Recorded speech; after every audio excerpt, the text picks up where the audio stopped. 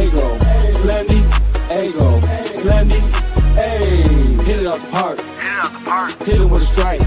From the national anthem to the bottom of the night. I'm in Slendy, Ego, Slendy, Ego, Slendy, Ego, Slendy, hey. You already know what's up. What's that? Another home run. But you know the job ain't done till we hold that trophy up. Hey. What's up, everybody? Sorry, I did not see I was live there. What's up, everybody? Welcome to episode 408 of the Talking Friars podcast and YouTube show.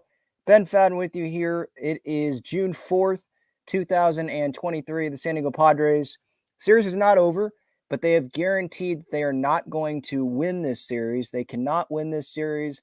They've lost 2 of the first 3 of this 4-game set. So the best thing that they can do is win tomorrow with Blake Snell on the mound, and then they would be able to split this series. But yeah, disappointing.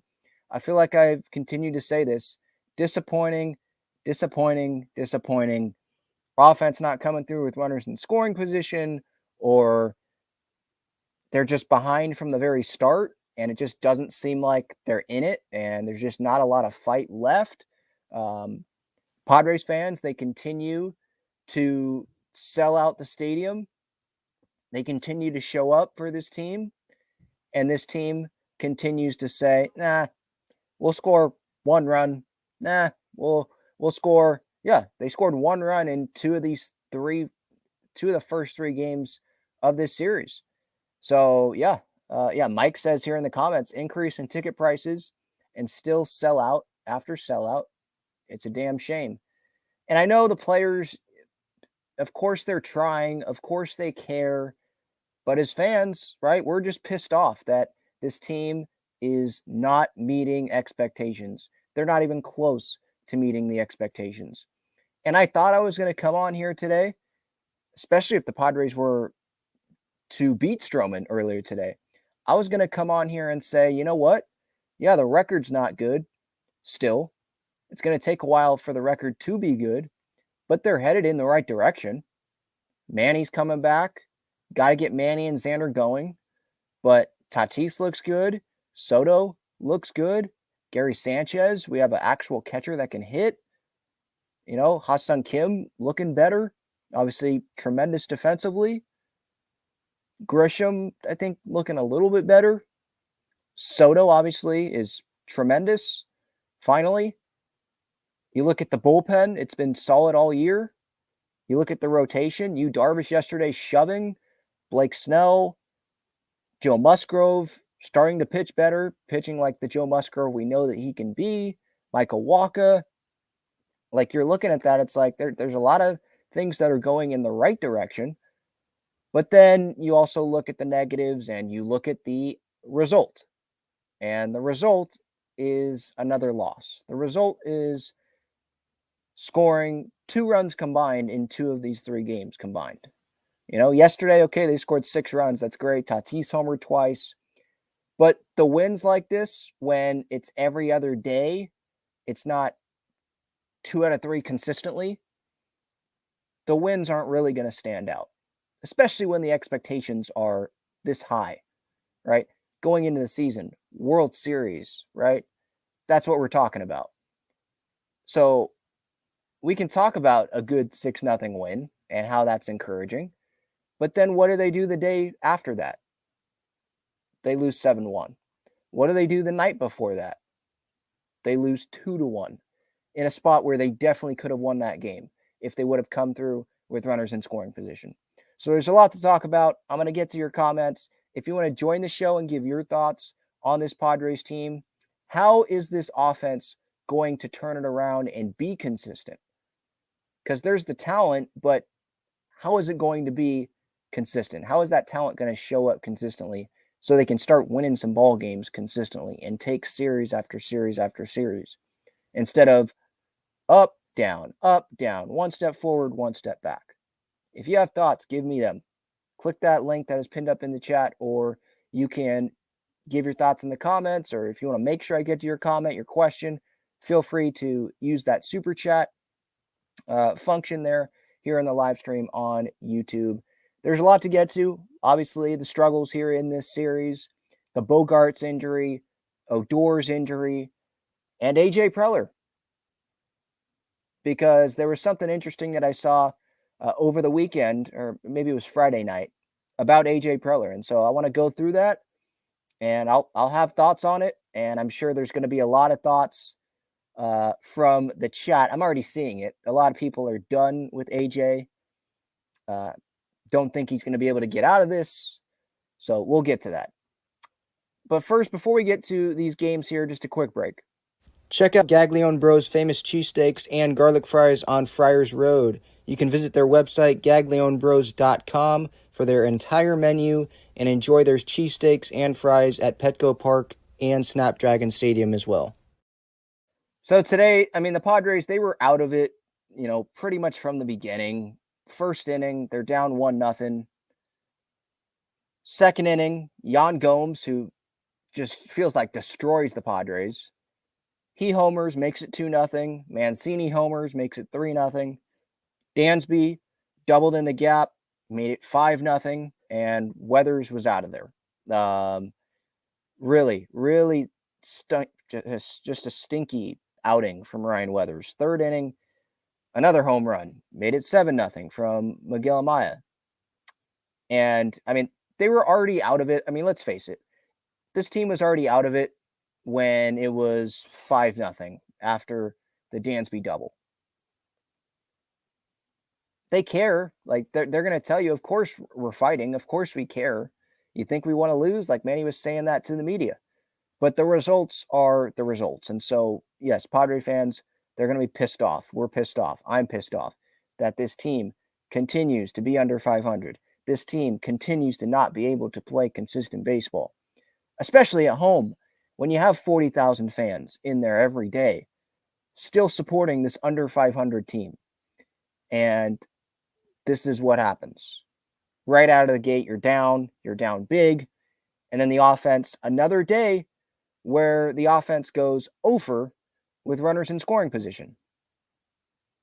0-6 with runners in scoring position today. Left 8 guys on base. The 3, 4, 5 hitters today, Soto, Manny, and Crony, combined to go 0-9. If you want to extend it to Kim, who was the 6 hitter, 0-13. Can't have that. Can't have that. The middle of that lineup there doing nothing. And that's what it feels like it's been a lot of this season, is guys underperforming. And I'm not going to get on Soto. Manny's just coming back, but he needs to be better. He would admit that. He needs to be better. And it pains me. It pains me to say this about Crony too, but he definitely needs to be better.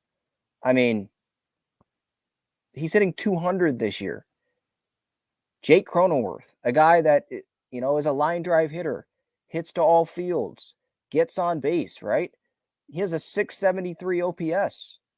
That's not the Jake Cronenworth that Padres fans have gotten to know since debuting in that short 2020 season. And so maybe he needs a day off or a couple days off, but he doesn't like taking days off. He's one of the leaders on the team. And if he has a couple days off, well, Odor, he's dealing with the groin issue. Bogaerts dealing with the wrist issue. So you're going to have Carpenter play first base, or you're going to have Alfonso Rivas play first base, and then you're going to have Kim at short. Who's going to be playing second base? You're going to have Brandon Dixon there. Like, the defense gets worse, and I feel like Crony's someone that's going to be like, okay, I'll take a day off, but I got to hit my way out of this thing. Like Juan Soto, how he was talking to Bomel saying, yeah, I don't want a day off because I need to hit through this. I think the way that I'm going to get through this is by hitting my way through this, not by sitting, hitting my way through it. And I feel like that's the way that Crony would be. And he's obviously pissed off. Like, you can tell. And a lot of these guys are pissed off. Again, for most of these guys, like, it's not about the effort for me. When you get down I mean, you're down and you're facing Marcus Stroman today. Like, that's not a good combination, obviously. Being down big, you're immediately going to the bullpen, and you have to face one of the better pitchers in the National League. Like, you're not going to win that game. That's a really bad combination. So I don't like criticizing the fight, so I'm not going to do that. It's just that the play needs to be better. And I know that's not great, like, analysis or anything like that, like going too deep into stuff. But what else am I supposed to say at this point? Like, the players that came in here as the big players that a lot of other GMs would have loved to have on this team, they need to be better. Yeah, JD's third asked, what's Soto's stats this series? I'll look that up for you. Because, yeah, he has been better. His OPS is now at 900. But, yeah, I get your point, JD's third. Let me look that up. I don't think he had that great of a series. He went so far this series. The series is over, obviously. A weird 4-gamer that ends on a Monday tomorrow night. So far, he's 1 for 9. 1 for 9. His hit came yesterday. It was a double. He's walked 5 times. No, 4 times. He's walked 4 times. So out of the, what would that be? 13 at-bats, right? He's gotten on base 5 times. So I mean, that's still getting on base at, 380 clip, which isn't terrible, but Juan Soto, you're expecting more from, right? Matt says Alfonso Rivas at first, Plawecki at catcher. Call him up, Preller's last stand. Mills says, how do you know? Oh, I think he's talking about Crony here. How do you know the defense gets worse? Padres only ride with the stars no matter how good the prospects do. Well, these guys that the Padres are calling up, they're not prospects. Like Alfonso Rivas, he's not a prospect. I'm fine with Brandon Dixon playing more. Like, I'm fine with Crony getting a day off, getting a couple days off. Like, it's probably a good thing for him. But for this team to do well, I think Bomel knows, like, Crony's going to be a part of that. He's got to be a part of that. He's part of the core. He's on a 7-year extension. So he's going to be playing. He's one of the leaders of this team. I'm not at the point, obviously, where this is like a Hosmer situation where the guy's washed. No.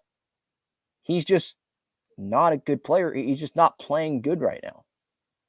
And again, that sucks to say, but it's the truth. And I could say that about a lot of guys on this team right now.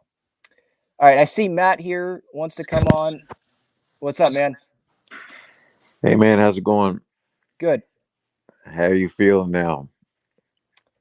I mean, look, I'm someone that's gonna continue to express all the way faith. to the end, huh? Yes, I'm not gonna sit here and say that this team's not gonna make the playoffs at this point in time. I don't know when that point is. Maybe it's probably, to be honest, after the trade deadline, waiting to see what moves are made, and then seeing that team after the deadline, seeing how they perform. And then if it's still bad, then maybe you jump off of that thought that they're a postseason team. But obviously, yes, pretty much series after series. I know they had a 5-4 road trip, but series after series, I feel like I'm coming on here and guys have to be better. Not coming through with runners in scoring position. Just the same old stuff. If they were 10 under at the break, is there any number they could be under where you would consider selling at the break? I don't even know what they could sell, to be honest, but is there any record number that you would sell at the break? Yeah, man. 10 games under. See, I'm wondering what record. I know fans don't want to hear this, but I'm wondering what record, the Nationals and the Braves, those years that they won, what was their record at the All-Star break? Because the Nats were almost back to 500 by the break.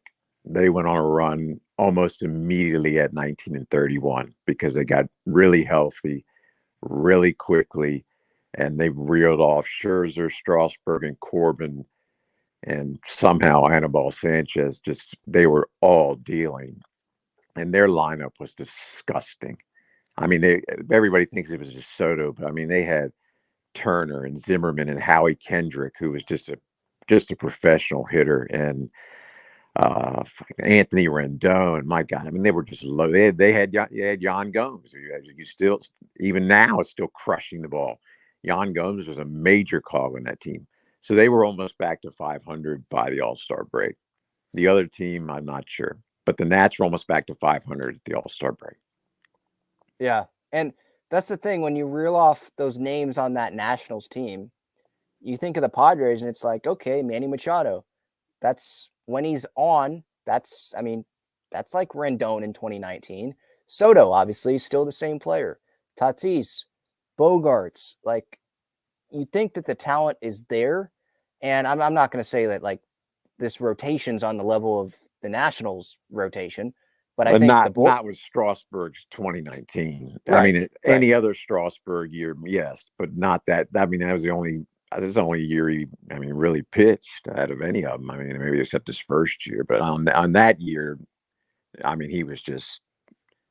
I mean, he earned almost $500 million for just that year because he did the old Manny and re-up into a new deal, and they couldn't say no because he had just won him a World Series. Yeah.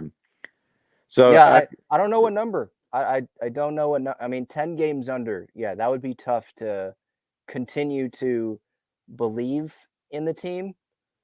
All right, But let me ask it a different way. Is there anybody that you? Because I don't even know if I like people say I'll blow it all up, trade it, sell everybody, whatever. I mean, you're not getting much for Hader.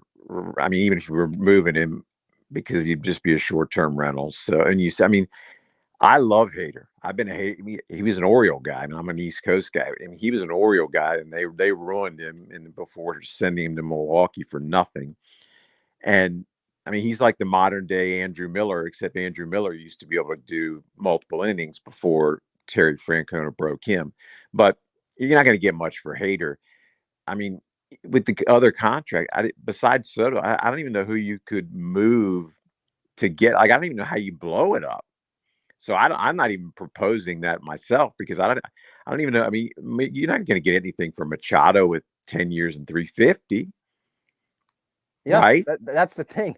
That's the thing here. Like those that, and we'll get into the AJ Preller conversation, but those that think that, oh yeah, just let go of AJ and things can, turn around. Like these contracts are here. They're here. Soto, okay. But, Hader, okay. But Suarez is signed. Musgrove is signed. Darvish is signed. Manny, Bogaerts, Tatis, Cronenworth. They're here. The core of this team is here. Who are they going to bring in that is going to change it so drastically? Because the core, the players is obviously what matters the most, and the players are locked down into these contracts. And for these guys, these players that are locked down, I don't think when these deals happen, the majority of the fan base was like, yeah, no, these deals suck. Like, why are we doing this? No, I think most of the fan base was like, yeah, we love that commitment from Peter Seidler, AJ Preller showing that they're going all in like this. The Bogaerts move. Some had long-term stuff, obviously, long-term concerns, but yeah, okay, they're continuing to build. They're getting better. But the players have not met those expectations. But all right, so I just had one more question. In your opinion, because I'm not even sure where I would fall in. Do you think they could get like any haul of prospects for Manny with that contract? Yes. I think a team would definitely give up prospects, give up. Well, I mean, a Soto like haul. Well, that's different. Not just a few mid-range guys. For Manny or Tatis, how about Tatis? Could he bring a Soto like haul? You think? Yes, especially because when he's signed long term, he's younger than Manny. He can play the outfield if that team wants him to. He can play the infield if that team wants him to. But obviously that's not going to happen. The Padres aren't going to trade Tatis. I'm just curious because I don't think so. I don't think Manny would bring back much with that contract. I don't. But I do think Tatis could bring that Soto-like haul. But anyway, I just checking in with you. Nothing's really happened. They've been just 500, and when they get down, it seems like the game's over. When they get up, seems like the game's over. Just so boring to watch. I mean, when they go down 1-2-3-0, it's just like, they're just seemingly dead. Look at Friday's game. I mean, know. a 2-1 game, like they should be winning those games. I know. When you have the what was that? The 6th inning, you had an opportunity. Manny grounds out, I believe it was. 8th inning. 8th inning was the killer. Oh my gosh, no outs. No outs. I know. Odor is practically falling into second base so you can get a runner in scoring position. And, one thing, Odor being one of the best players, and we're like, oh my gosh, Odor is hurt. We know where the franchise is when that happens. And then he's obviously hobbling into second base and runners in scoring position, nobody out, grounded into a double play. Then Tatis strikes out, and that's like the story of the year. Like the big guys not doing enough. And I mean, the whole team, obviously, but the big guys just not doing enough. Well, I'll know things are really bad when you come on with your pregame thoughts and you're chopping down that fruit tree or whatever the hell is in the back, and you don't even talk about the game, and you just are wielding an axe and you just start fucking hacking at that thing and wherever the fuck that is. Then I'll know it's that means it's even you've given up then. Yeah. Anyway. Thank you so much, Matt. I appreciate it. All right, buddy. Have a good one. You hang in there. All right. Yeah, it's rough. It is rough. I mean, I'm someone that's going to believe in this team. Some people are going to not like me for that. And I'm not waving pom-poms for the team. I'm not saying like everything's fine. Everything is not fine. I totally understand that. But I still believe in the talent on this roster. Call me nuts, but I still believe in the talent. Most of the talent. There's some guys, obviously, I don't, but I believe in most of the talent that is on this roster. But yeah, a loss that they were pretty much never in today. They just were not in this game. So now they're 27-32, 4th in the National League West in this division. I'm just losing words, just a loss for words of what to say series after series whenever these series do happen. And again, the series isn't over. They can go split if they win tomorrow. But it's another series, another home series where they could have won it, or at least had a shot of winning it. And now they don't have a shot at winning it because they've lost 2 of the first 3. On Friday, losing 2-1. I mean, bottom of the 6th, Bogaerts is at second base. Manny grounds out in the fielder's choice to end that inning. Bottom of the 8th, 1st and 2nd. Like I was telling Matt, nobody out. And Bogaerts grounds into a double play. Sure, Kim got over to third base after Odor came out of the game, but that's the last play that you want to do to get the runner over to third in that spot, because now there's 2 outs, and the runner on third doesn't mean anything.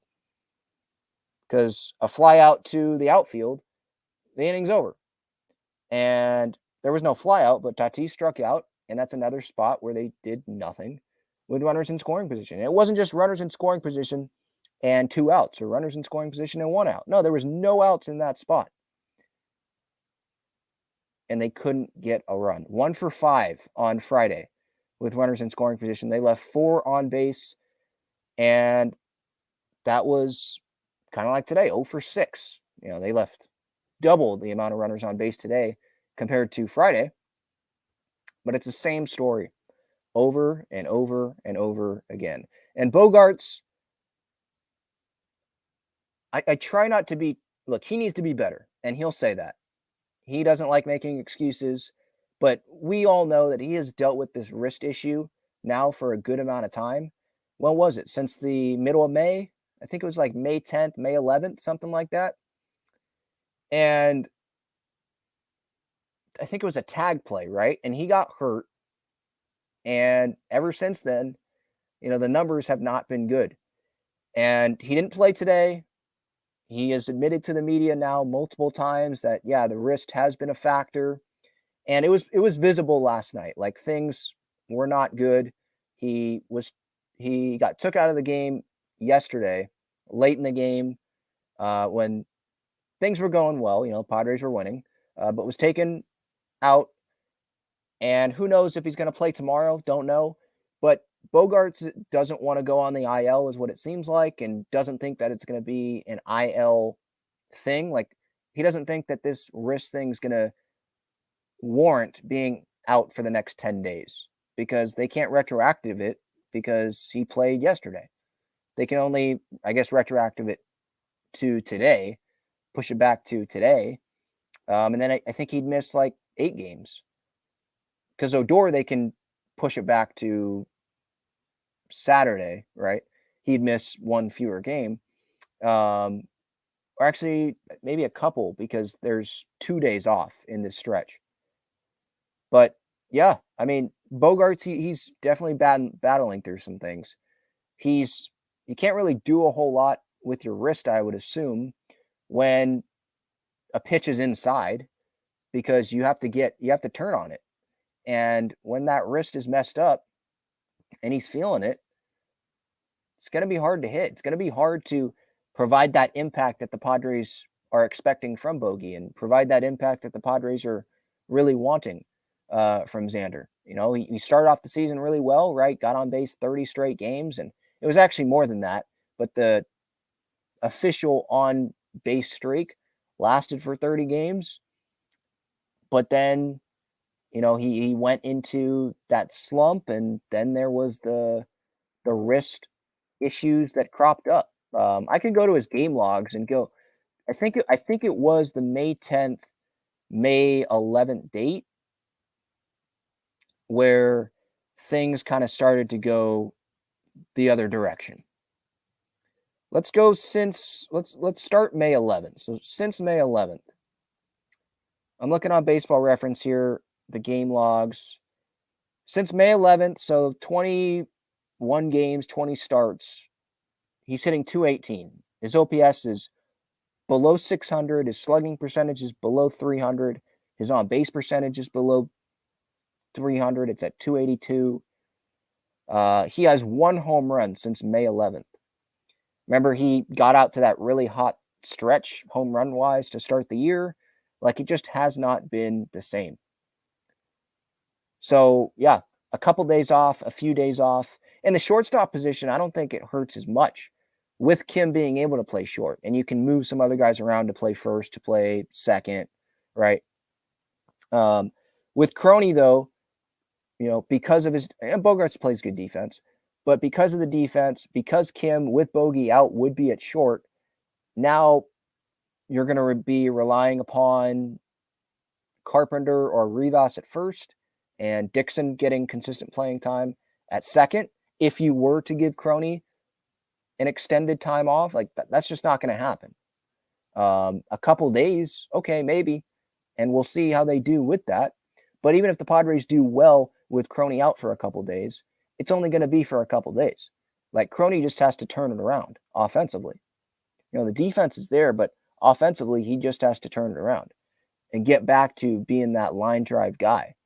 Let me look at I'm taking a look at his baseball savant numbers here yet, just to see if is he hitting the ball hard? Like, what is going on? All right, let's see here.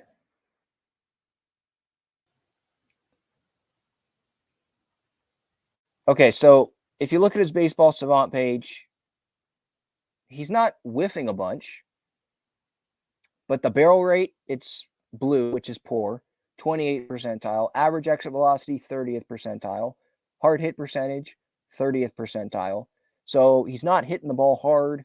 He's not barreling very many balls. Yeah, it's the strikeout rate, 37th percentile. That's not great. So it's not the same guy. It's not the same guy that we're used to. And so I don't know. Is he dealing with an injury? I don't know. He'd be someone to play through it, like Manny, like Bogaerts. Because Bogaerts did play through. He has been playing through that wrist. Like, he probably could have gone on the IL, but Manny, remember, Manny was on the IL too. So he's like, no, we can't have me out and Manny out. So once Manny's been back, he's like, all right, enough is enough. That's what he was telling the media. So I don't think he's going on the IL, but he needs some time off. He needs a couple days off. So I don't know if we should expect him to be in the lineup tomorrow, and we'll see what happens after that. With Rougned Odor, I mean, it sucked seeing him go down there. Well, yeah, go down. Because he did, I was about to say, well, not go down, because initially on Friday, when he had that ball in the gap there in the 8th inning, he didn't go down. You could tell he was hurt, like right before he got to first base. He felt something. And he slowed down because he didn't want to hurt it more. And so he practically like fell into second base so he could get himself into scoring position. It was a 1-run game at the time. And he's like, all right, I did my job. And, hobbles off. Kim comes up to pinch run for him on second base, and they can't get the job done. It's like, this guy is busting his butt, laying it all out there. And his team can't see the results from that because the guys behind him can't do the job. That's frustrating. That had to be really, he had to have felt like punching something. I know, bring the Jose Bautista jokes up. He must have felt like punching something on Friday when the Padres weren't able to come through after he had just busted his butt to get to second base. Come up big there to start off the inning, and then the offense can't do anything. It's painful to watch. It really is. It is painful to watch. Saturday, great. They won 6-0. It's great to see Tatis have that 2-home run game. He knew he got the second home run. It was great to see Yu Darvish pitch that well. And hey, it was to Gary Sanchez. So this Austin Nola thing, I don't see it continuing to go on too much longer if Austin Nola continues to struggle offensively. Might as well send Nola down because he has options remaining. Bring up Brett Sullivan. Why not? Because the Nola thing isn't working. You have Sanchez. If you bring up Sullivan, you have a righty catcher. You have a lefty catcher. And Darvish, he's calling all of his pitches. That's what most pitchers have been doing to Gary. And Gary is providing way more of an offensive impact at the plate than Nola was, or Sullivan as well. So why not? Just like when the Padres signed Gary, I was like, why not? See if it works. See if sending Nola down and bringing Sullivan up, see if that works. Because Nola's not working. It's clear. It's clear it's not working. So stop doing the same thing that isn't working, right? You got to change. And again, it's nothing against him personally, obviously. The guy's a stand-up guy. He knows that he needs to be better. He has said he needs to be better. He's a team player, but it's just not getting the job done. So that's something to look for. Is Darvish going to continue throwing to Gary, or is this just a one-off? I tend to think that it wasn't just a one-off because it went so well. And Nola, why should we think that Nola is going to start hitting all of a sudden? Right? Bomela said, like, the guy that hits, the Padres organization.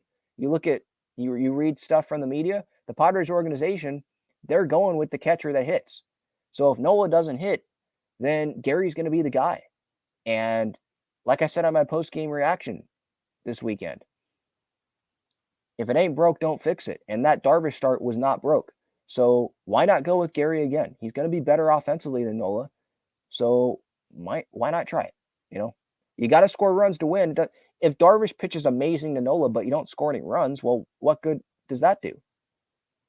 So I see Gary starting more of the Darvish starts, and I see Gary, he will be, starting more games than Austin Nola. Like, he is the starting catcher. And he deserves to be. I know it's a short period of time, but he deserves to be that starting catcher. Now Nick Martinez had a scoreless inning, on Saturday. Honeywell pitched a scoreless inning. Fernando, by the way, I posted this on social media today. He leads the Padres in home runs. So he has 11 home runs, which kind of shows, how bad the offense has been this year. He missed the first 20 games, obviously, in the season. Yet he leads the team in home runs. Juan Soto has played like every day and doesn't have more home runs than Nando. And Soto, he's not really a home run hitter. The line drives are just going to be home runs, for when he's going well, right? Those line drives, they're going to find seats. But Tatis, 11 home runs and 163 at-bats. That was entering today. Soto, 10 home runs and 195 at-bats entering today. Bogaerts is third on this team with 7. And then Cronenworth is fourth on the team with 6 home runs. Bogaerts had 214 at-bats entering today. Croney, 202. So, yeah. 20 fewer at-bats, essentially, for Tatis, and he leads the team in home runs. That probably shouldn't be happening. And so I guess it's not just the runners in scoring position thing. It's also the power. It's the home run power of this team. It's just not there. It's not what we expected it to be. That's for sure. All right, we'll get to the Preller stuff, but I know that there's a ton of people with thoughts on some of this team's play right now. So let's get to that.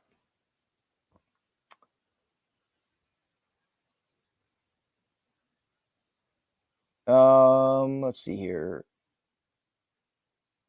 I already got to this part of the chat, so sorry, I'm just scrolling down here. Austin says, Bogaerts, Machado, and Soto need to produce. It's that simple. Other guys need to produce as well, but yeah, it starts with those guys. It starts with these superstars, right? All these fans that are packing the stands, a good amount are coming because of those superstar players, right? Would they be selling out games if they didn't have these superstar players here? The fans, they're going to see these great players put on a show and play better than how they're playing right now.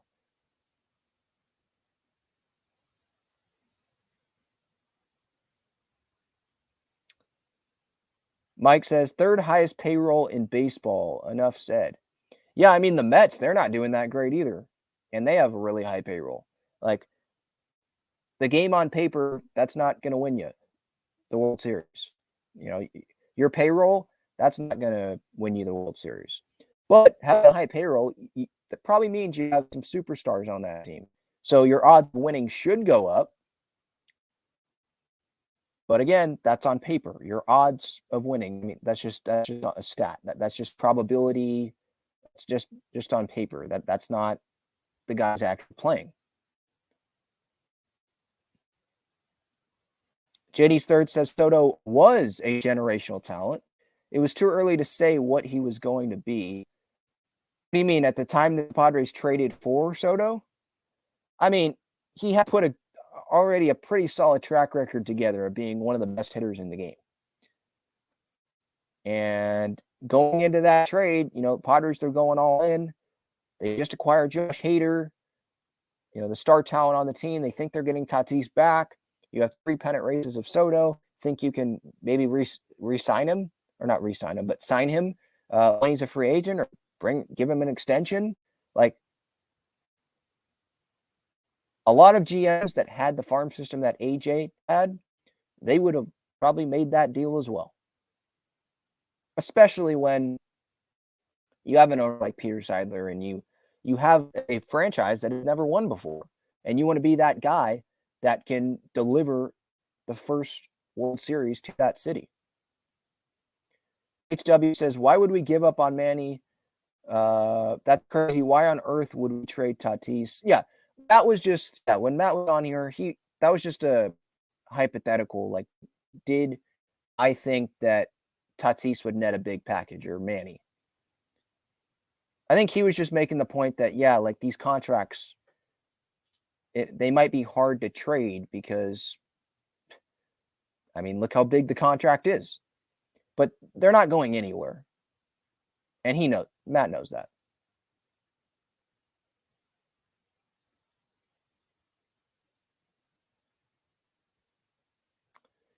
JD's Third says, this is what you do for your livelihood, Ben. You have no choice but to put your head in the sand and stick to it. Understandable. What are you talking about? Stick to my opinion that this team's going to be a postseason team? I could change that. I could say, no, I think this team's done. I'm done. I give up. I don't work for the Padres. This is just my opinion. Yeah, I don't work for the Padres. This is the opinion that I'm choosing to have.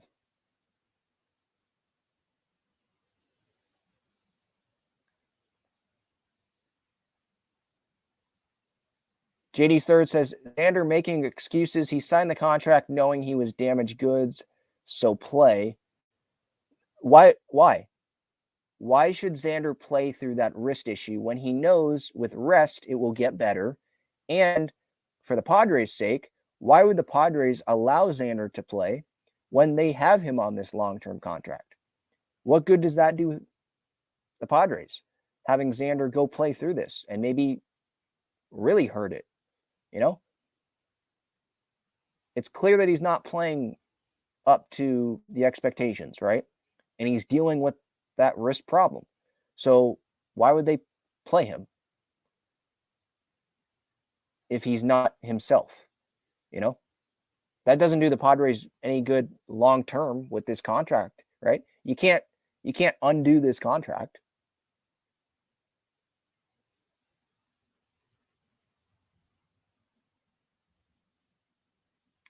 Mills says, so none of you are sick and tired of players hitting good a game or two and getting taken out the following game due to pitching matchups.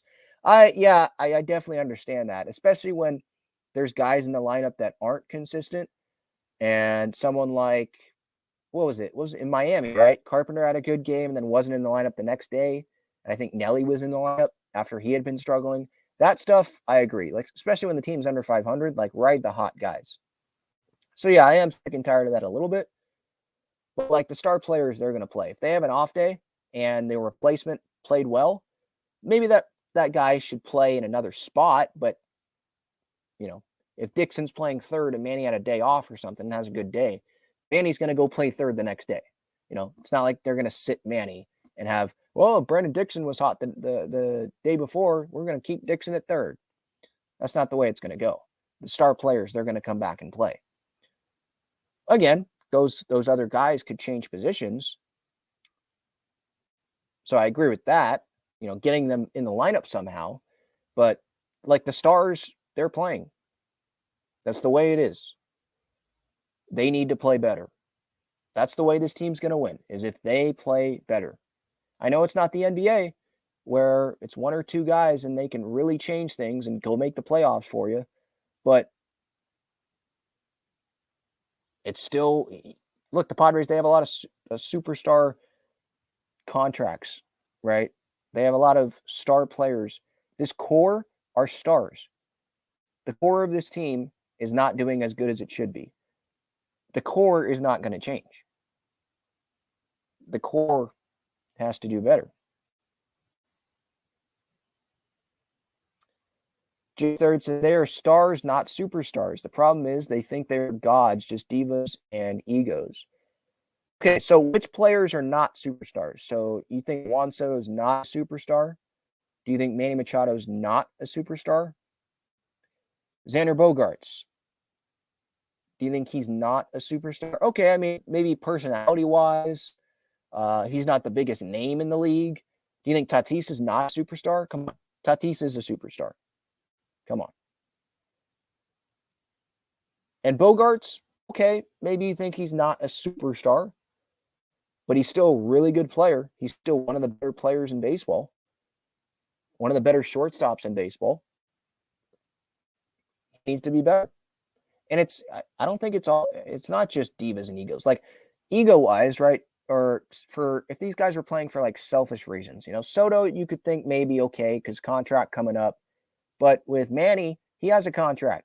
Bogaerts, he has a contract. Crony has a contract. What playing selfishly, what does that do for them? They already have their money. Like, they're trying to win. So I don't buy into that. All right, I'll get to more of the chat here after this.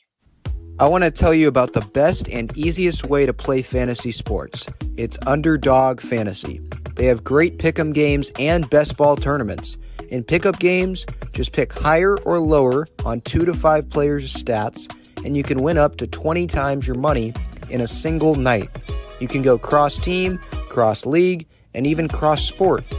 Best ball revolves around the draft, which is what every fan loves the most about fantasy, and it eliminates the hassle of having to manage your roster all season long, resulting in a fun and easy fantasy product. How does it work exactly? You enter a contest where you participate in a snake draft against other users. That lineup that you drafted competes against every other draft in the entire contest. The better the combined performance of your team, the more money you win.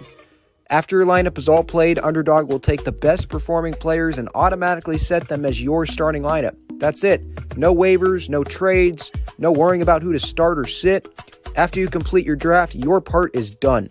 Underdog Fantasy offers best ball in a variety of ways, including daily contests, weekly contests, playoff contests, and season-long contests.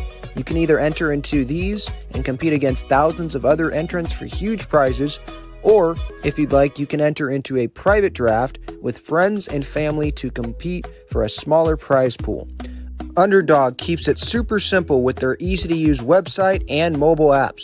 Sign up now by clicking the link in the description or by using the promo code TALKINGFRIARS, and you'll double your first deposit up to $100 in bonus cash when you make your first deposit of $10 or more. So if you deposit $100, you get $100 free. If you deposit $10, you get $10 free. All right. Before I get back to the chat, I did want to hit on the AJ Preller stuff. In the title here I say, does AJ Preller need to go? Preller's time, is it almost up? And my answer to that is I don't think he needs to go. I don't think AJ Preller's time is up, but I don't blame people for thinking that it is up. If this Padres team does not have a successful year, if this team, especially if this team doesn't make the postseason, I mean, I totally would not blame anyone for saying, yeah, let's blow it up. Not the team, but like AJ needs to go, front office needs to go. I totally understand it. But what I'm looking at this from, look, AJ, look at the guys that he has brought in. Okay. Has he whiffed on some things? Of course. So has every GM in baseball. They have whiffed on signings. They have whiffed on trades that has set back the organization. It happens. It just does. Did you sign player X and you should have signed player Y? Like, it happens. AJ, look at the guys that he has brought into this team, right? All he can control is how this team looks on paper. And I know I've already said that before, and I've said it this season. All he can control is what this team looks like on paper going into the year. And he can control, roster moves and stuff during the year. But, like, he doesn't play on the field. He doesn't control how many bombs Manny hits or if Cronenworth hits the ball hard. He can't control that. But he has brought in Jake Cronenworth, right? He brought in Fernando Tatis Jr. as a teenager. He helped sign Manny Machado. He helped sign Xander Bogaerts. He brought in Josh Hader. He brought in Juan Soto. He brought in Joe Musgrove. He brought in Yu Darvish. He brought in Blake Snell, who's had good moments. He signed Michael Wacha, who just was named May Pitcher of the Month. He did just sign Gary Sanchez, who now is the starting catcher, essentially, of this team. He brought in Bob Melvin when no one was expecting Bob Melvin to be hired. And going into this season, Were Padres fans really excited about this team? Yes. And why was that? Because of a lot of the players that AJ has brought in, because they were on this team. And it was like, wow, this team got better after going to the NLCS last year. This team got better. And who was the guy steering the ship for that? AJ Preller. So I look at it from that point of view. Now, there are some things where I'm like, oh, that's not great. That might be a problem. At Too Much Mortons, he is a great Twitter follow. I don't know who this guy's actual name is, what his name actually is, or what his history is. Like, did he used to work in the front office? Does he know people that work in the front office? I don't know. But he did post this long thread on social media. This was on Friday about AJ Preller. And he's of the mind that, yeah, things need to change. AJ needs to go. And so I'm going to read some of this to you. He says, this is how cheap the Padres are on the behind-the-scenes stuff. Again, this is, I believe, after Friday's loss, 2-1, could have won the game, didn't. Josh Stein, who's the assistant GM, combines people's jobs into one, so the advanced scout is suddenly the video guy. Draft analyst is suddenly doing admin work. Requests for interns to unburden workloads would be denied. We've lost a couple of talented execs because there is no room for upwards growth. We don't attract analysts because starting salaries are low, considering the work needed to be done. Ask yourself how the F has Stein been allowed to be here for 20 years, bad team after bad team. Now, the Stein point, like, is that AJ's control? I mean, I guess he could fire Josh, I guess. But AJ hasn't been here for 20 years. Flashy moves are fun, but they mask a bigger underlying issue. There's something missing in this org in terms of player optimization. If you're willing to spend heavily in talent, you should also be willing to spend heavily on whatever it takes to get the best out of the talent. And I agree on that. Like, I think, Cal Quantrill, what was that, a couple years ago, where he was like, yeah, the Padres, there's information there, but people aren't really translating that to the players. I think Eric Lauer said something negative about it too. After he started performing well with Milwaukee. Too Much Mortons goes on and says, I love Seidler for what he's done. I think we've all wanted an owner who spends heavily on the roster, but Preller and his cronies are wasting so much of his money. Remember when they spent almost $100 million in international free agents and netted only Morahone and Patino? Yes, I did. Part of that, Patino helped them land Snell, by the way. And Patino, what have we heard of him since AJ traded him? Pretty much nothing. How did Chris Kemp get a promotion after this? Chris Kemp, I believe, is the scouting director now, I think. Let me double check that. I think he was maybe he's the international scouting director. Vice president, amateur and international scouting. So he's like one of the huge scouting guys in the organization. So he goes on, says, I'll go further. Preller is the root of all these issues. He is a meddler who has input on what is instructed versus letting departments have their own autonomy. On top of a revolving door in coaching positions, this is a formula for inconsistency. And yes, I looked at this and talking about mentioning how he is a meddler who has input on what is instructed versus letting departments have their own autonomy.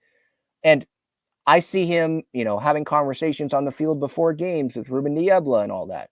But he is the president of baseball ops. He's not just the GM. He's the president, like oversees everything, right? And so if I were in that position, I'd want to know what's going on with pretty much everything.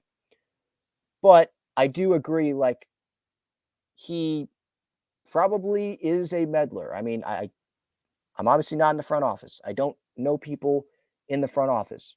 But making the connections from clips that I see, you always see Preller on the phone, right? And that could be talking with agents of players. It could be talking with GMs of other teams. But I assume a lot of those conversations are stuff in the minor leagues and wanting to know everything that is going on and probably having a voice in everything that is going on. So you make those connections and it's like, okay, well, yeah, he probably should step back on some stuff. You know, he is a not a heart. He is a scout at heart, right?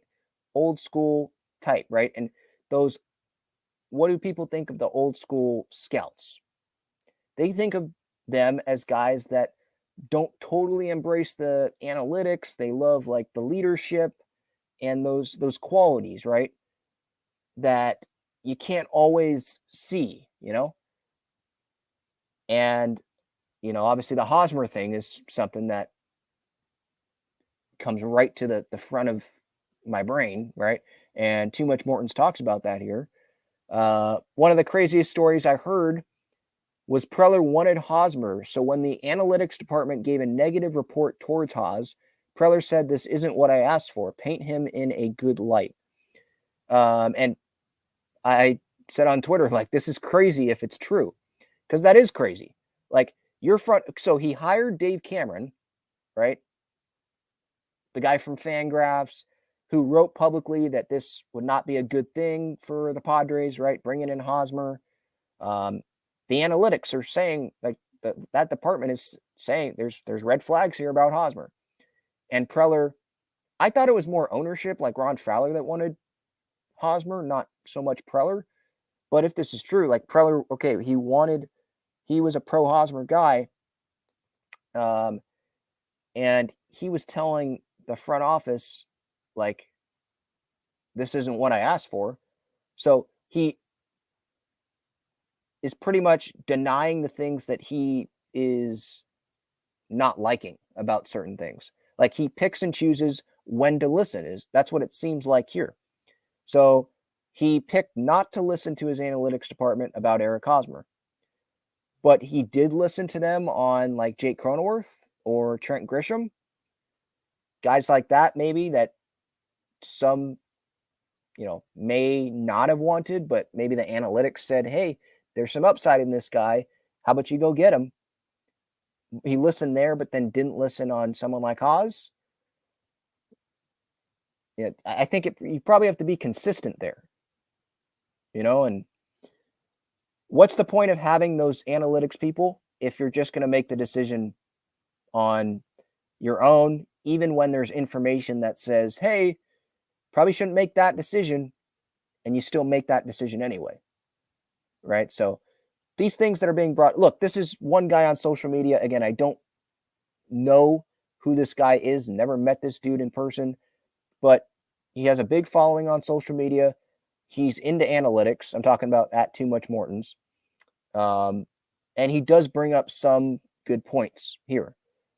He continues saying, you think this is insanity, right? But ask yourself, Preller hired Dave Cameron, who literally wrote an article that offseason about why Hosmer would be a bad signing. How do you hire that guy and then not listen to him? Yeah, and that's a good point. And Dave Cameron, by the way, he has left the organization, right? He comes to the Padres, and he left the organization, and I don't even know if he's with the team anymore. So why would he, and he left, he didn't get fired, he just left. So why would he leave the organization if he didn't have another job lined up? Is it because Preller's not listening to him? I mean, it seems like there's a little bit of a track record there of AJ not listening to some of the people in the front office that are giving him certain information and giving him certain advice, and he's going against that, which he can do. He's the GM. He's the president of baseball ops. Like, he probably makes the final decision on the baseball moves, right? Seidler obviously approves like the big money stuff, but he's that guy. So he has the authority to say, yeah, thanks for the info, but no thanks. I'm going in a different direction. But the analytics, like, if it feels like he's hired certain people, and then in some of these moves, he has just went against what the recommendations say. Too Much Morton's continues, there's so much more, man, but Preller surrounds himself with yes men. I'll give him credit for stuff like Niebla, but the issue is he needed a collapse to finally address pitching development. They're better now, but nowhere near Dodgers, Rays, Mariners, Twins, Guardians. Surrounding yourself with groupthink is a perfect formula to have blind spots. And I believe that's what someone mentioned in the front office in a piece, maybe it was a couple years ago. Ken Rosenthal, didn't he write? He wrote a piece on AJ, right, in The Athletic about some of this stuff and some of the blind spots, right? And it seems like there's some blind spots that AJ, he's either hired and just disregarded them, or they continue to be blind spots because he doesn't have anyone to fill those. I don't know. I do agree that, so this guy's point here is like Preller needs to delegate and have trust in others, but instead he micromanages. And he's a scout. Again, he's a scout. Deep down, he is an old school scout, right? And those scouts, like, they think what they think. Like, what they think is right. Like, regardless of what the analytics say, like, they're watching the game and they're like, yep, this is who this player is. You know? What was the Moneyball scene? Grady, was it Fusion? Something? Grady, I'm botching the name. Let me look this up. Grady.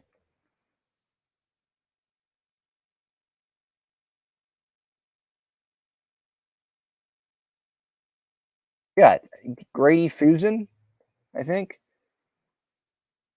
I don't know how to pronounce it, but he was one of those old school scouts, and he was pissed off when Billy Beane brought in an analytics guy and was wanting to bring in these certain guys, on base percentage and all that. And he didn't like that. He saw certain guys and watched these guys, and it's like, seriously, you want to bring these guys in? Well, they don't play that position. They don't hit. And Billy Beane's like Brad Pitt, but he's like, well, do they get on base? Do they get on base? Yeah, they do. And so Billy went with what the numbers were saying. And it feels like Preller's, sometimes he's not totally going with what the numbers say. He's going with what he thinks, the scout mindset, Yeah, JD's Third says, read Ken Rosenthal's article. They covered AJ in detail. I'm going to have to go back and reread that just to see some details maybe that I forgot. But there's good points. Like, is AJ's time, to go back to the question, does AJ Preller need to go? I don't think he needs to go. I just think that he should probably cover those blind spots and, think more or accept more of the numbers, the analytics, if that is what he's not doing right now. And the Padres, they get a ton of information. The coaches get a ton of information. They're prepared. And AJ works his butt off, right? Falling, the trade deadline, falling asleep, talking to a scout on his couch at like 2:30 in the morning, and then getting up at 5:30, being in the office for the trade deadline. Like, he works his butt off. He eats, breathes, sleeps baseball, right? That cliche, like, that is him. Like 24/7, or 23/7, whatever. Like, he's playing some pickup basketball, but then he's going right back to it the rest of the day, right?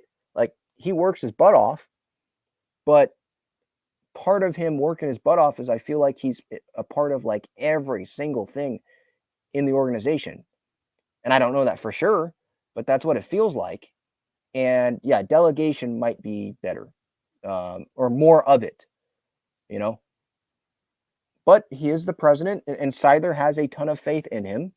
And look, it is a fact the Padres have gotten farther than they have ever gotten since 1998 with AJ Preller as the head guy. And he received that extension. How long is that extension for, by the way? Is it through 2026? Yeah, through 2026. So that's 4 more seasons, including this year. Like, Seidler has a ton of faith in him. And he's not going to make a change with Preller. Is he? He's going to make a change and get rid of like the entire front office when he allowed AJ to make all these moves and bring in all of these unhomegrown talent, if that makes sense.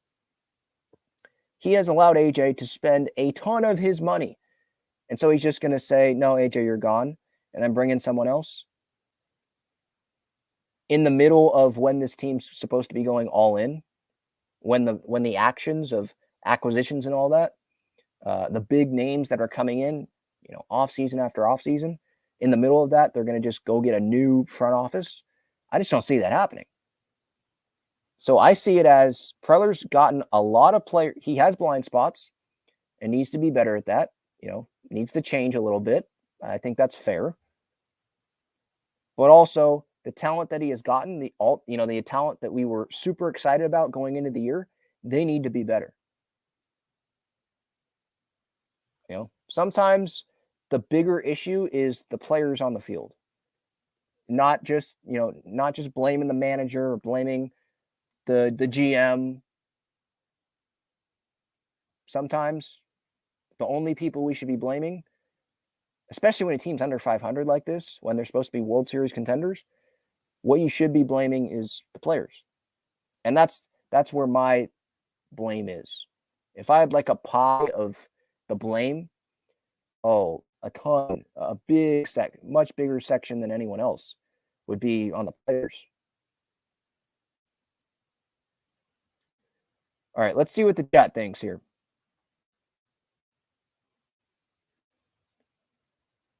I'm sorry, I'm way behind on the chat here. If you want to, there's a ton of comments in here, so I'm not going to be able to get to everyone. So if you want to make sure I get to your comment, you want to support the channel, use that super chat button.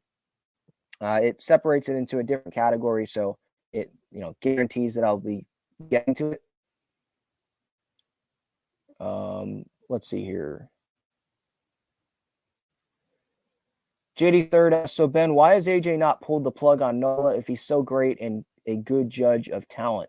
Yeah, I mean, maybe that's part of him trying to prove this trade. Like, Nola's that guy, And Campy's hurt as well. If Campy wasn't hurt, then maybe Preller would do it. But I don't think maybe it's the scout in him too. Like, he doesn't want to give up on a guy that he evaluated and said, yeah, this guy can be the starting catcher for us, in 2020 and beyond. Maybe that's part of his blind spots.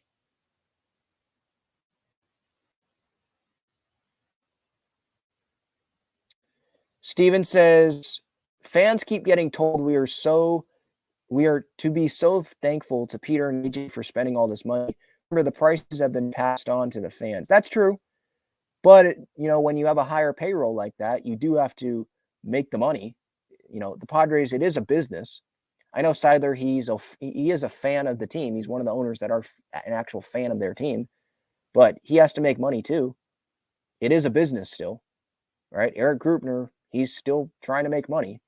So payroll goes up, prices are probably going to go up. The demand higher, prices are going to go up.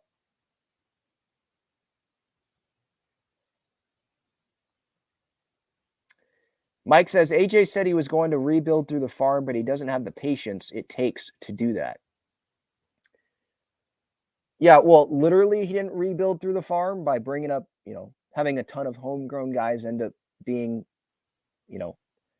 the World Series contenders. But he did rebuild through the farm. He drafted, got valuable prospects, and rebuilded by trading them to other teams and getting proven star players back. That's what he's done. And a good amount of those players are not performing up to expectations right now. So he did kind of rebuild through the farm, but not literally. And development, that has been a blind spot. Or I don't know about a blind spot, but it's been a weakness. Because obviously he knows that the development has been an issue. And they have tried to change that and improve on that. But yeah, it definitely is an issue, obviously. There's not many homegrown guys on this roster. And if they are, they're not, a superstar. Tatis, obviously, but who are the homegrown guys on this roster that are superstars? I don't see them.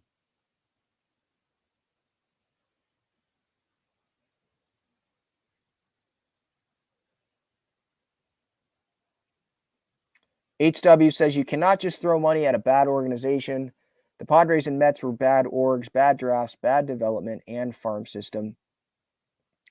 Well, I think the Mets, they're trying to do the same thing like the Padres. They're trying to fix that as well. And Steve Cohen, he came in with the Mets and, yeah, it was bad, but he can't control it then. He can only just try to be better from there. And I think over the years, the Padres have gotten better at it. By the way, bad drafts, the HW, you talking about bad drafts? The Padres, they haven't had bad drafts. The top guys, those guys have been traded to other teams for someone like Juan Soto. So, Mackenzie Gore got traded. Cal Quantrill got traded. Did that trade work out? No. But at the time, they got Mike Clevenger, who was one of the better pitchers, right, in the American League. I think the majority of the fan base was excited about it, and it didn't work out. But the bad drafts part, I disagree with. The development, okay, but the bad drafts, I disagree.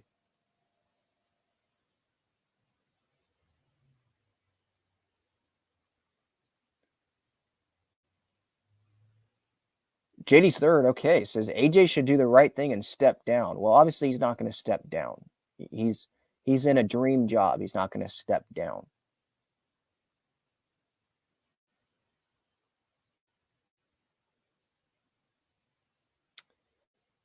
Let's see. Braves, Cardinals, Astros, Dodgers have great organizations and great farm systems. That's true. Yeah, I think all of them have farm systems. Yeah, the Dodgers, and they always field a good contending team, and they have a great farm. The Padres are not at that. But the Padres, the Dodgers have done this too, where they have traded top prospects for someone like Trey Turner, Max Scherzer, and then they keep funneling in these great farm systems. But the Padres, they've done it more, I think.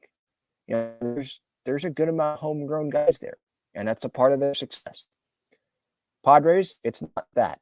They don't have as many, and they have more of the top prospects that get dealt, and then they have to rebuild that farm system again. And then those guys get dealt.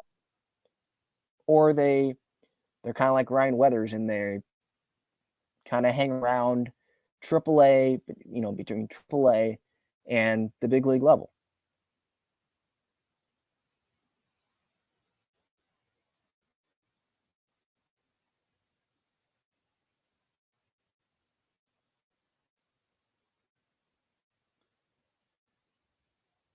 Mike says the problem is after the core, there isn't much left as far as talent goes on this team. Okay, so the core, obviously, we know what the core is. After that, there's veterans. There's veterans that have track records, and maybe that's part of AJ's weakness. Going out and signing a bunch of veterans to 1-year deals or a couple-year deals, 3-year deals, because of the track record. That scout. Well, he's proven it. This guy hasn't proven it. This guy has. Maybe that's part of it. I think part of that is a problem. But there were moves in the offseason that I liked from a veteran standpoint, bringing in veteran guys. Nelson Cruz, who was for $1 million. Matt Carpenter, okay, if he stayed healthy, I like the move. Could play multiple positions, DH, with the platoon with Nelly. So I can't sit here and bash those moves when I was someone that liked the moves before the season.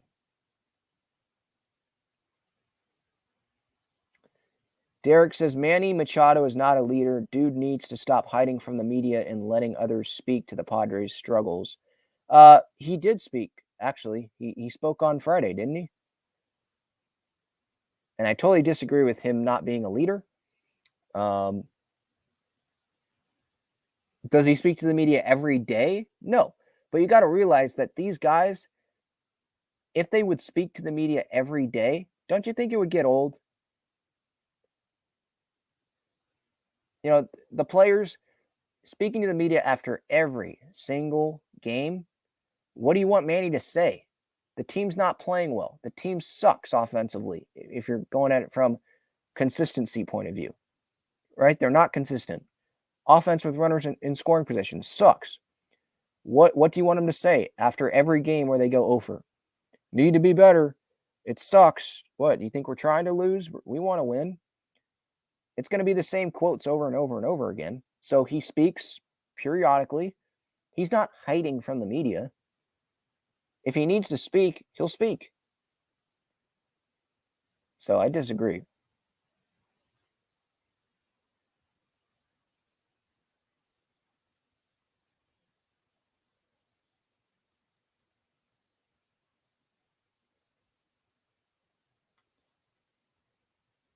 Just going through the chat here.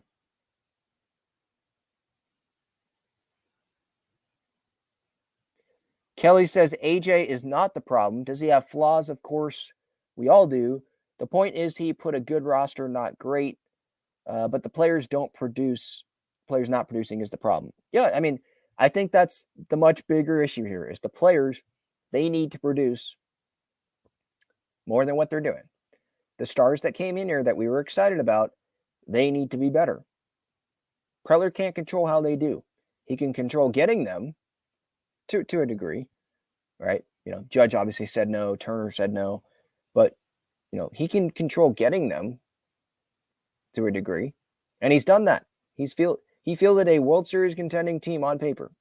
That's what a lot of people were saying. Padres Astros in the World Series, right? Or Padres Yankees, you know? And the players have not lived up to that. You know, with the core and all the contracts that, by the way, Peter Seidler has approved too. All those, you know, that core, it's going to be here. So it's not like you can get out of it. The core needs to be better.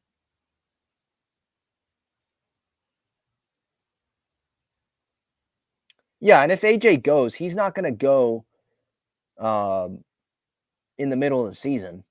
That's not going to happen. Seidler's going to wait and let it play out. Yeah, he's not going to be canned on June 4th. Jack with the super chat, I appreciate it, says, we need a new hitting coach. Well, they don't have a hitting coach. They have like multiple. And they don't have a head hitting coach. But that's not the problem, I don't think either. It's the players. The players, they've said, Bomo has said, they get plenty of information. They get prepared by the hitting coaches. You know, all the hitting assistants. The players need to be better. You know, the players are accountable too. They know they need to be better. And it's frustrating to all of them. It's frustrating to all of us. The hitting coach, they've cycled through hitting coaches every year. What does it do? Has a World Series come? No. They went to the NLCS last year. And what happened? They brought in new hitting coaches. You know? So it's not a coach thing, I don't think. It's on the players.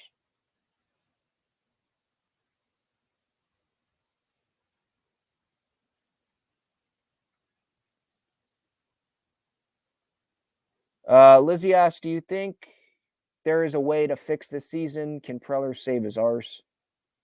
The way to fix the season is the players being better. The way to fix the season is AJ making some moves at the deadline to improve the roster in some spots that aren't strong. I don't know if it's the catching position, if Gary falls off, or get a corner outfielder, have Tatis move to center and not play Grish. Maybe more rotation help. Some injuries might crop up. I mean, that's the way. But again, the core of the team is going to be here. They're not going to get traded. So they have to be better. That's the way the season's going to get fixed. It's not like Preller's going to go trade Manny and they're going to bring in someone else and that guy's going to save the season. Like, that's not going to happen.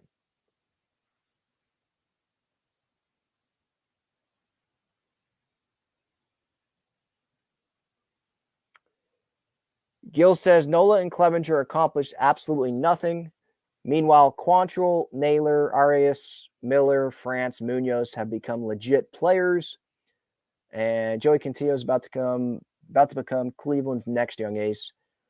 Look, the Nola deal, yeah, that sucks. I didn't want to lose Ty France, obviously. Went to San Diego State, and I thought there was a role for him, even with Hosmer there. Like, he could have played first, I thought, with Crony at second.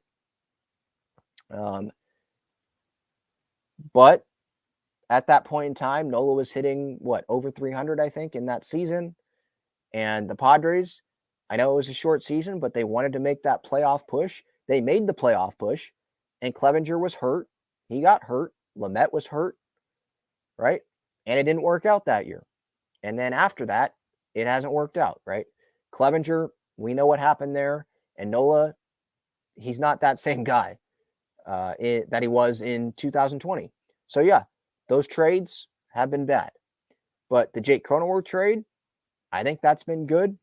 The Josh Hader deal, I know Estier Ruiz is going to steal like 1 million bases this year, but that deal looks good. The Tatis trade obviously was good.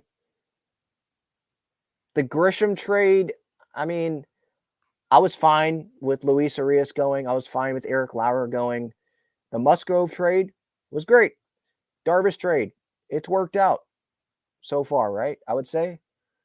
I'm trying to think of other deals here. You're going to strike out on some deals, and you're going to hit on some deals.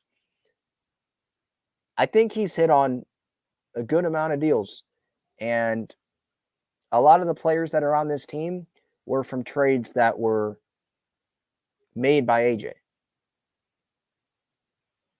The core of this team, a lot of it is AJ, right? Manny, bringing him in, signing him, convincing him to come to San Diego. Bogaerts, trading for Jake Cronenworth. Trading for Tatis, obviously. Trading for Musgrove, trading for Darvish, that's Preller. You got to give credit to that, but also criticize that as well. Would the Padres be better off with those guys and not going for it like they did in those deals? Maybe they would, but at that time, right, at the time of those deals, wasn't the fan base happy that they had a GM, going for it? They had a franchise going for it. Wasn't the fan base happy at the end of this season, going into the offseason, before this season started?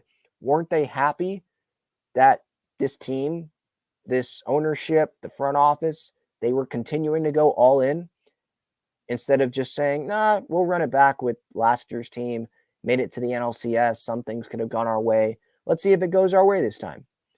No, they went out and improved the roster on paper. Were we happy about that? Yeah.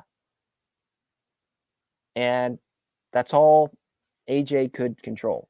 Peter Seidler too. Like, they're not the ones that go play. The players got to be better.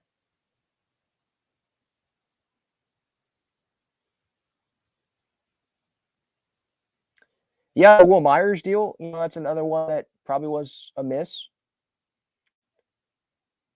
Wasn't as bad as Hosmer. The Hosmer one, obviously, that was a miss. Like, I don't want to make it seem like Preller has done nothing wrong. Obviously, he's done things wrong. But there are a lot of other general managers that would love to be, that are at least going into the year, would have loved to have the roster that AJ constructed going into the year. They'd love to have Soto, Bogaerts, Tatis, and Manny on their team, and Cronenworth, and Hader, and rotation. They'd love to have that. And the players haven't performed as expected.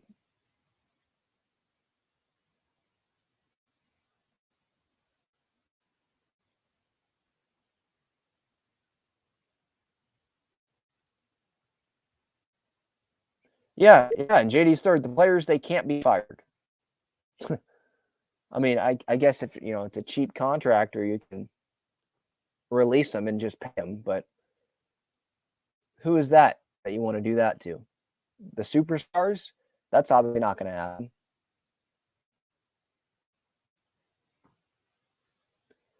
All right, I'll get back to the chat, but I just wanted to hit on some other San Diego sports stuff here.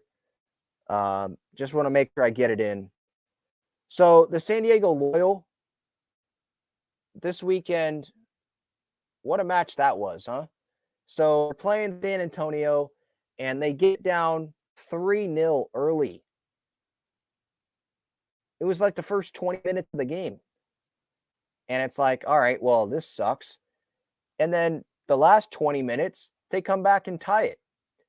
Damas scores twice. There was a header goal by, I think, Conway. I mean, what a comeback that was. We talk about the Padres, right? And sometimes it feels like there's a lack of battling going on, coming back. You're down. It's like, all right, the game's over. That's not what we saw from the Loyal this weekend. Down 3-0, and they come back.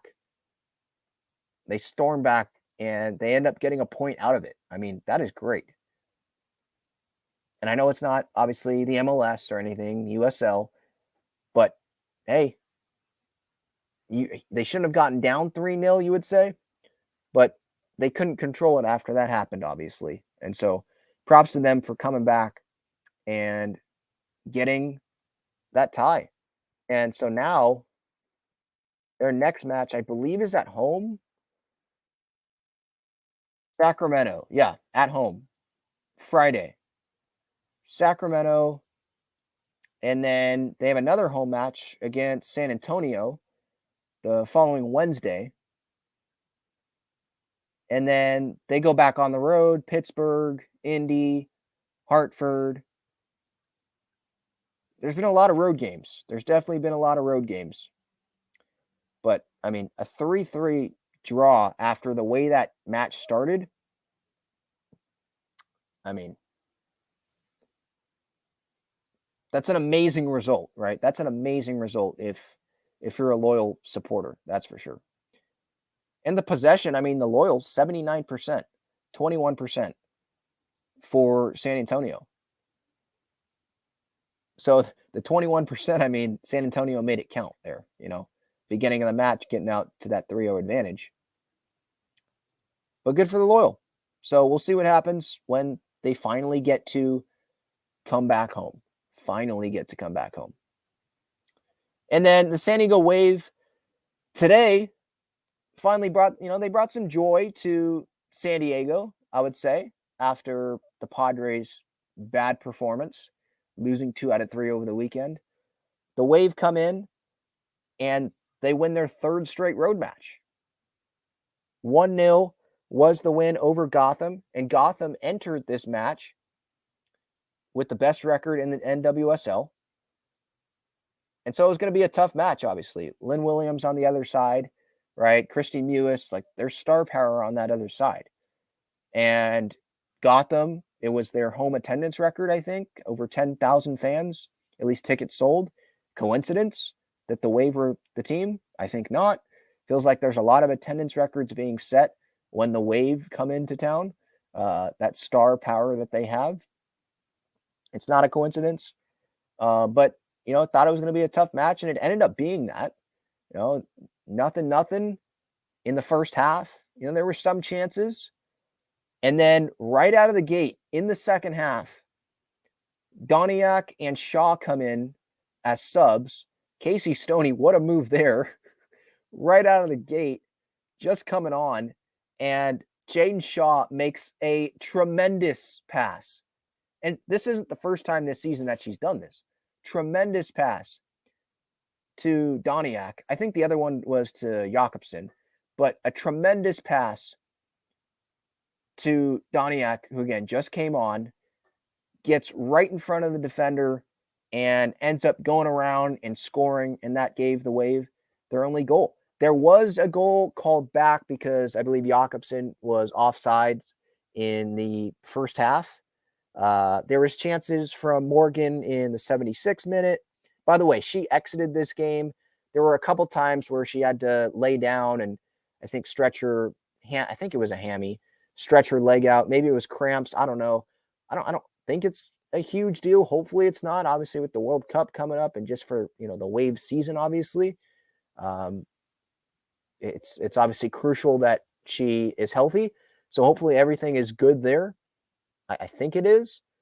But yeah, there was chances there. But Kaylin Sheridan came up with some stops there late. Her third consecutive road clean sheet. They obviously win there. They were able to win against Houston. They were able to win against Kansas City. And so now the Wave with this win, they are now 6-1-3, 6 wins, 1 draw, and 3 losses on the year. Good for 19 points, and they are at the top of the NWSL standings, the table, as we sit here along with Portland. And they obviously drew with Portland. More goals obviously scored by Portland, so I guess I think technically they have the advantage. I mean, you look at the table and they're ahead of San Diego, but someone has to be ahead. They had the same amount of points. So they were at 16. They get 3 with the win. Now they're at 19, and they're at the top. And last year, for a good amount of the season, they were at the top of the standings. So we'll see how long they can continue to be at the top of the table or be near the top of the table. But now the Wave, their next match comes after after a Sunday match. They had the Challenge Cup on Wednesday against OL Reign. That lost, but that was Challenge Cup. Sheridan wasn't playing. Morgan wasn't playing. They get this win, and now they have a Friday match. So I think that's the same date as the Loyals' next match. Friday at Louisville. So another road match for the Wave at Racing Louisville before they come back home for the Southern California rivalry. Angel City coming to Snapdragon to play the Wave. And the Wave already got a win against Angel City earlier in the year. So I can't wait for that game. That is going to be an electric atmosphere.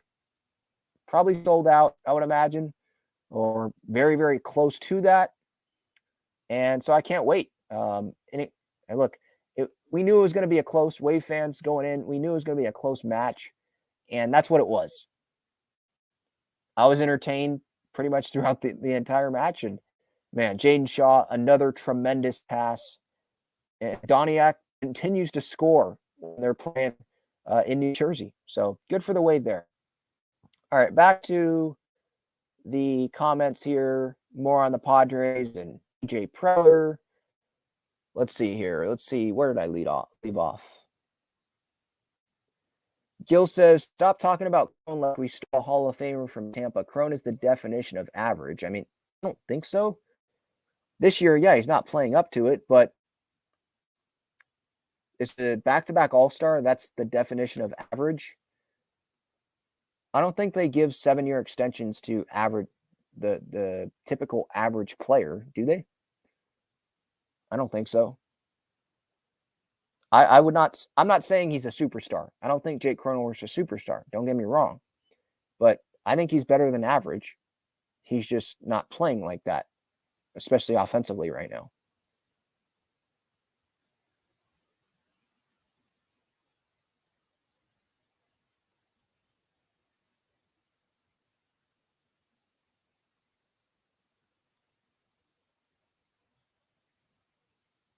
Mike says, with all those trades of farm guys, have any of them actually made it big time in the majors? Maybe in Seattle, but he has traded away a lot of the farm system. And where are they all now? Yeah, look, I think the Soto trade, like James Wood, he's going to be good. Robert House III, he's going to be good. Mackenzie Gore, yeah, he has a bright future. Like Abrams, even like that's probably going to sting. It's definitely going to sting if they don't win a World Series and Soto leaves.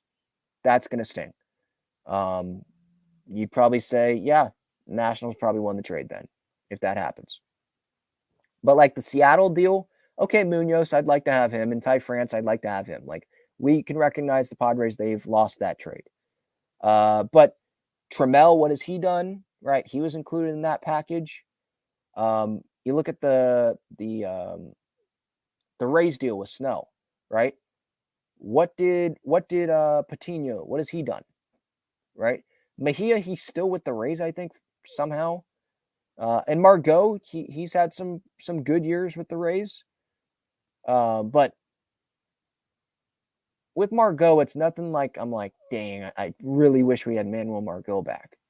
And maybe that's just because we have Soto and Tatis, and we have a Gold Glover and Grish. But I'm not like, oh man, I really miss Manny Margot. Hunter Renfroe, didn't the Rays DFA him like a year after he got traded there? So there's a lot of players that have been dealt here by AJ that, yeah, they didn't do a whole lot on the team that they got traded to. Some have, obviously, but there's a good amount that haven't really done a whole lot. Yeah, I know. Yes, Trey Turner, you're going to bring him up. I get it. Yep, the Trey Turner move, yeah, that turned out not being the good deal. Corey Kluber, some will bring up, right? Emmanuel Clase, I think, used to be in the Padres organization. You're not going to hit on everyone. He's made some mistakes. Yeah, I know. Iron Swan says, being a longtime Padres fan is an emotional ride. Having my hopes go up only to be let down time and time again. Yeah, we're being let down right now. That's for sure. I mean, I'm not giving up right now, but yeah, it's tough. We have definitely been let down this year. We're showing up to the ballpark, and we've been let down.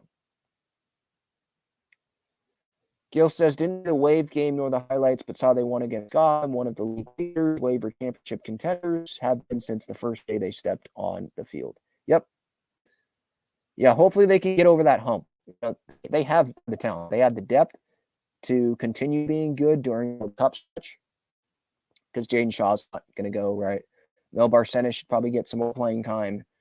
The goalkeeper position, we'll see what happens there. But I think they have good depth. They have better depth than I think a lot of teams in the league. And yeah, they're contenders. We'll see. They ended up losing, or they won the playoff game last year at home. They lost to a Portland team that ended up going on and winning. And they barely lost, right? Crystal Dunn had that like last minute goal, right? They barely lost.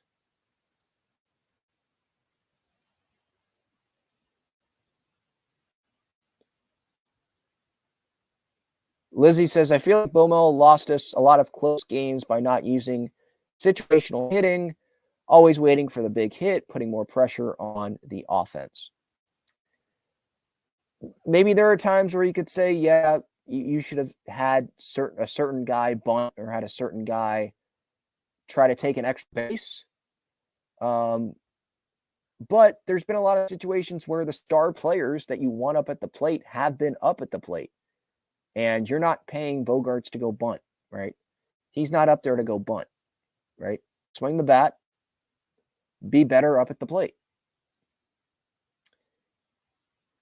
Just a reminder here, breakingt.com. Click that link that is in the description. Great San Diego Sports Swag. You can use my code TalkingFriars. Again, TalkingFriars, $20 off on SeatGeek. Continuing with the chat here.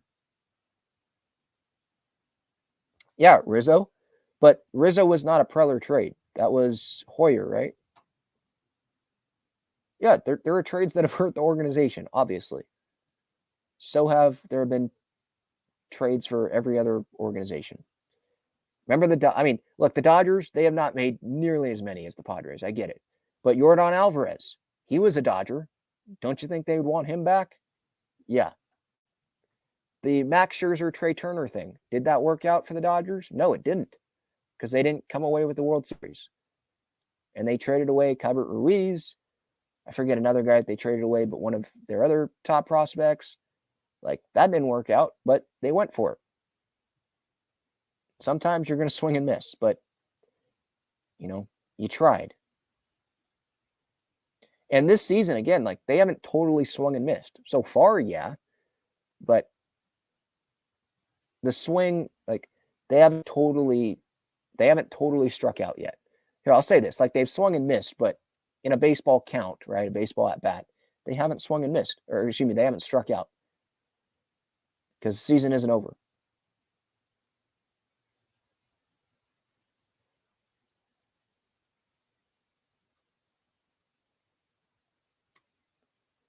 All right, I think that's going to do it. I covered a lot here, a longer show than normal.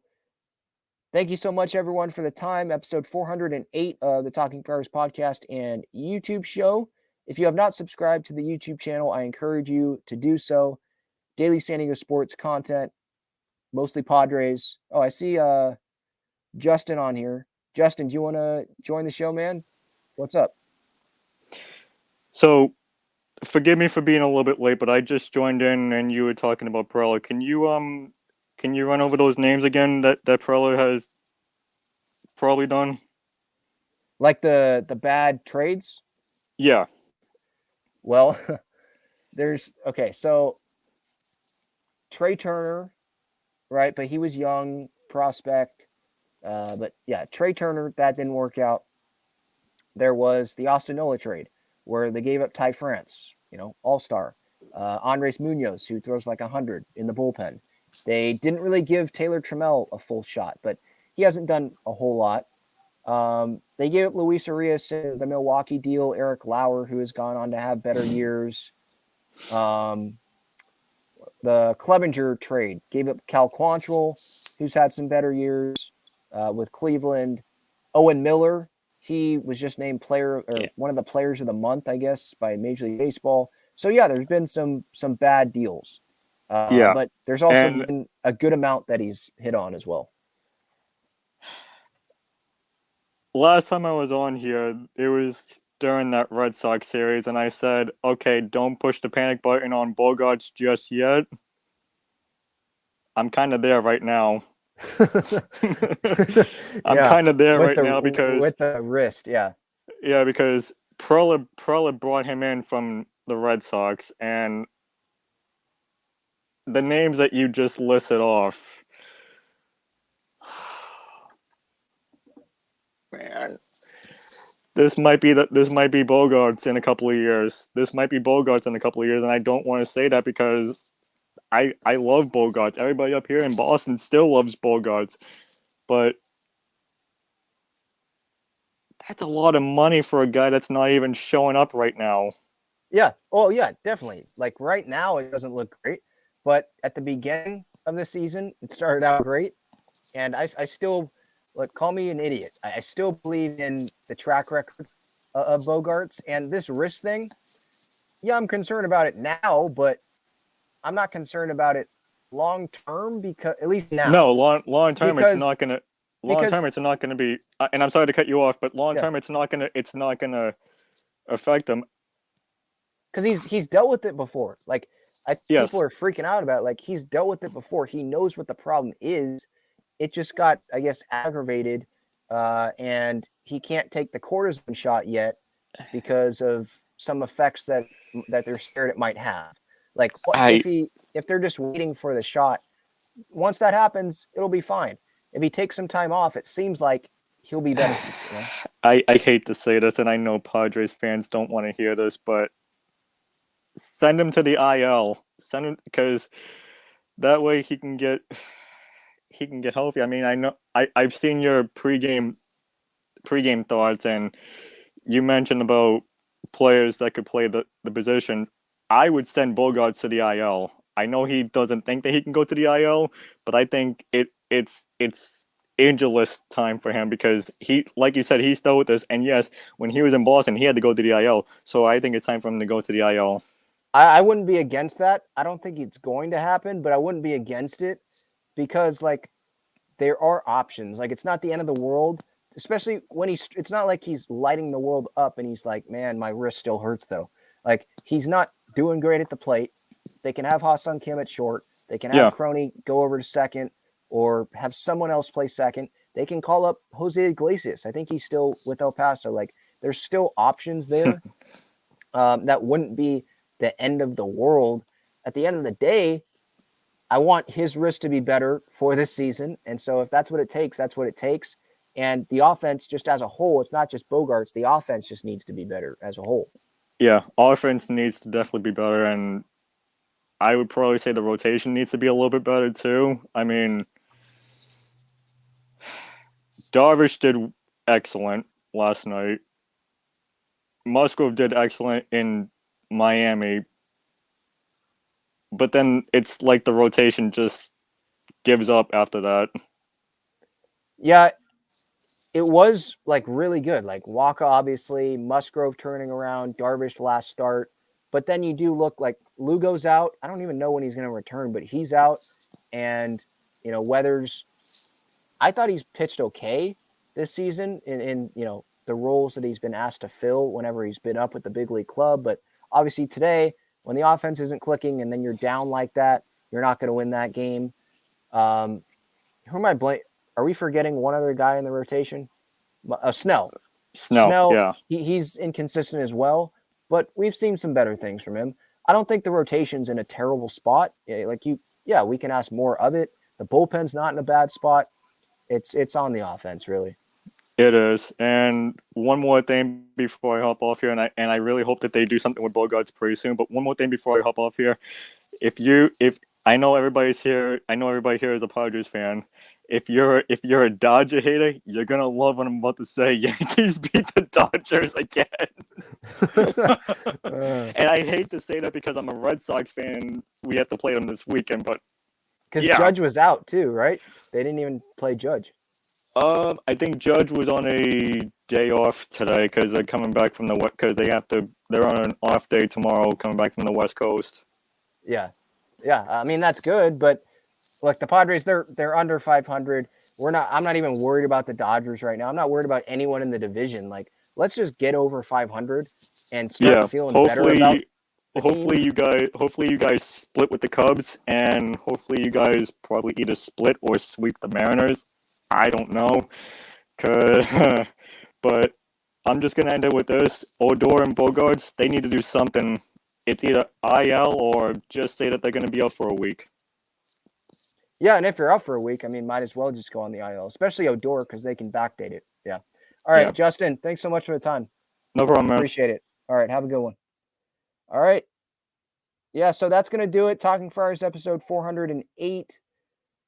Again, subscribe to the YouTube channel. If you have not already, I encourage you to do so. Thank you so much for the support, podcast listeners. I appreciate you, obviously, as always.